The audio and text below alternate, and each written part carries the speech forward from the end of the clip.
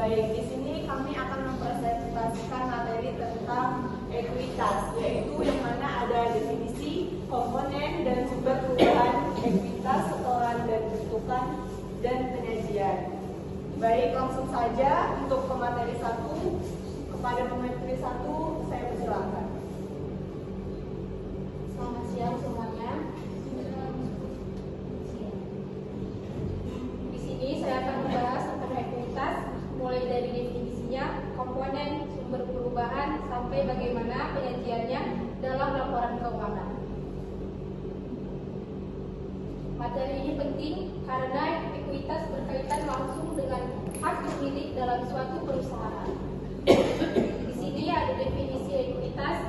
Ekuitas adalah hak residual atau hak sisa yang dimiliki pemilik atas aset perusahaan setelah dikurangi dengan seluruh kewajiban. Secara rumus, ekuitas sama dengan aset dikurangi liabilitas. Contohnya, suatu perusahaan mempunyai aset 100 juta dan utangnya 40 juta.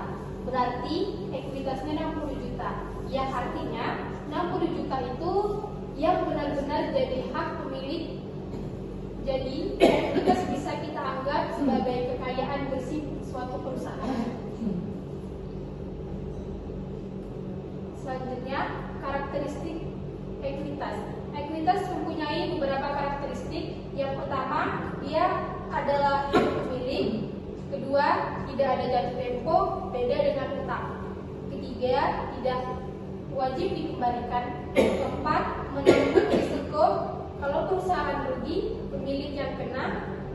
Kalau perusahaan untung, pemilik jadi yang menikmati. Jadi, bisa dibilang ekuitas itu high price, high return. Selanjutnya, ada komponen ekuitas. Ekuitas itu tidak cuma satu angka, tapi terdiri dari beberapa bagian, yaitu modal disetor, laba ditahan, cadangan, dan komponen lainnya. Setiap komponen ini punya asal dan fungsi yang berbeda, jadi penting untuk dipahami satu persatu.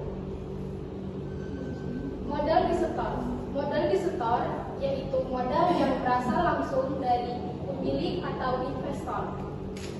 Ini biasanya muncul di awal pendirian perusahaan atau saat ada penambahan modal dalam perusahaan berbentuk PT. Modal disetor ini terdiri dari modal saham dan aigo saham. Contoh modalnya, saham dengan nilai nominal 1 juta dijual dengan harga 1.500.000. Contohnya, saham dengan nilai nominal 1.000 dijual dengan 1.500. Maka 1.000 masuk ke modal saham dan 500 sisanya disebut aigo saham. Aigo ini bukan laba, tapi tetap masuk ke ekuitas karena berasal dari pemilik.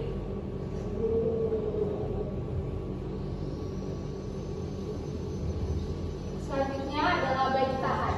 Laba ditahan ini laba yang tidak dibagikan ke pemilik, tapi disimpan dalam perusahaan. Kenapa tidak dibagikan? Karena biasanya dipakai untuk ekspansi usaha, investasi, atau memperkuat kondisi keuangan. Semakin besar laba ditahan, biasanya perusahaan semakin kuat secara finansial. Contoh, cadangannya adalah bagian dari laba yang disisihkan untuk tujuan tertentu. Misalnya, untuk cadangan umum, cadangan ekspansi, atau cadangan darurat. Ini penting sebagai bentuk antisipasi kalau terjadi risiko di masa depan. Selanjutnya akan dijelaskan oleh rekan saya.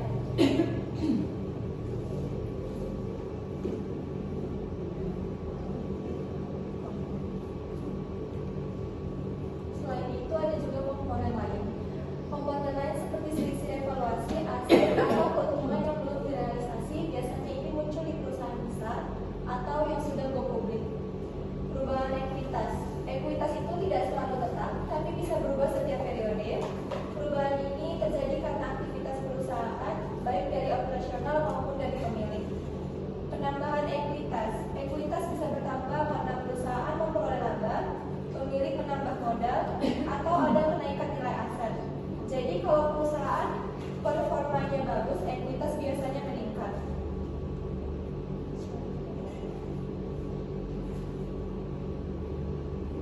Pengurangan ekuitas, sebaliknya ekuitas bisa berkurang karena perusahaan mengalami kerugian, pemilik mengambil uang atau pembagian dividen. Kalau kerugian terus-menerus, maka ekuitas bisa jadi negatif. Ekuitas setoran. Ekuitas setoran adalah ekuitas yang berasal dari pemilik secara langsung. Jadi ini adalah investasi dari luar perusahaan. Contohnya modal awal dan tambahan modal saham. Ekuitas bentukan. Ekuitas bentukan adalah ekuitas yang berasal dari hasil usaha perusahaan sendiri. Contohnya laba ditahan dan cadangan. Ini menunjukkan seberapa baik perusahaan menghasilkan keuntungan. Penyajian ekuitas. Ekuitas disajikan dalam laporan posisi keuangan atau neraca. Biasanya urutannya modal saham, hasil saham, laba ditahan dan cadangan. Disusun secara sistematis supaya malah mudah dianalisis. Laporan perubahan ekuitas. Selain di neraca, ekuitas juga dijelaskan lebih detail dalam laporan perubahan ekuitas. Di situ kita bisa lihat saldo awal perubahan selama periode dan saldo akhir. Ini penting untuk melihat perkembangan modal perusahaan.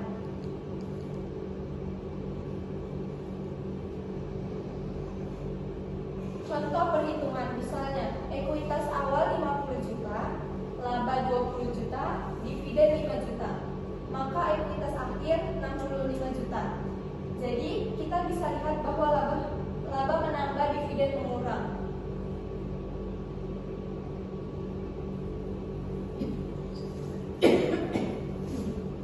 Baik, terima kasih kepada materi 1 dan materi 2 yang telah mempresentasikan materinya.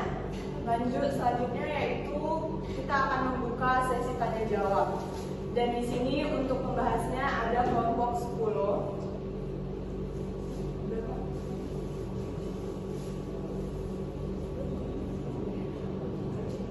Dan kelompok lain juga boleh bertanya kepada kelompok 11.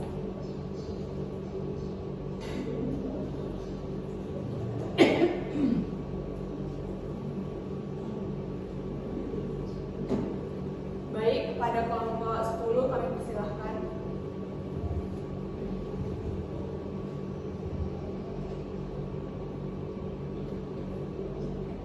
Baik, saya perwakilan kelompok 10.